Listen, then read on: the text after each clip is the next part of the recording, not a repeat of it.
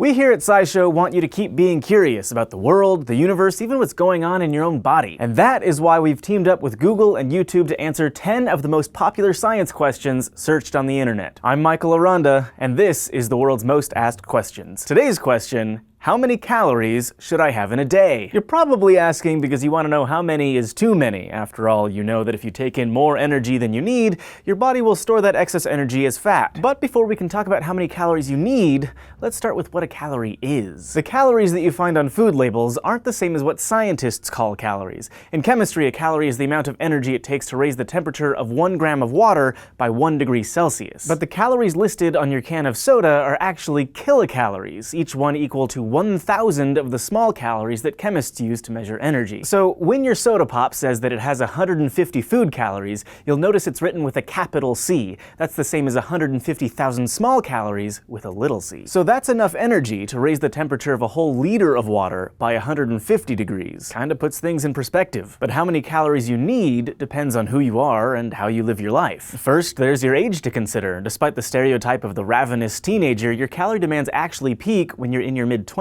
That's when your metabolism is higher than at any other point in your life, and because you keep growing into your early 20s, once you're done, you have more lean muscle mass, which requires more energy to maintain. So depending on your lifestyle and other factors, when you're in your 20s, you may need from 2,200 to 3,000 calories a day. Your sex is a factor too. Men tend to have more total body mass and more muscle mass than women on average, so their caloric requirements can be slightly higher. According to the US Institute of Medicine, the average calorie range for the adult woman is 1,800 to 2,400 calories a day. For men, it could be anywhere from 2,000 to 3,000. But that's obviously a pretty broad range, and as delicious as it sounds, most of us don't need to be eating 3,000 calories a day. And that's because the most important factor, by far, that affects your calorie needs is your activity level. For example, if you're a woman in your 30s or 40s and you live a rather sedentary lifestyle, meaning you don't set aside time for exercise, then you probably don't need any more than 1,800 calories on average. But if you regularly take a nice brisk walk, say between 2.5 and 5 kilometers a day, then your caloric needs go up about 10% to 2,000 calories. And if you regularly walk more than 5 kilometers, or burn the equivalent amount of energy doing some other exercise like running,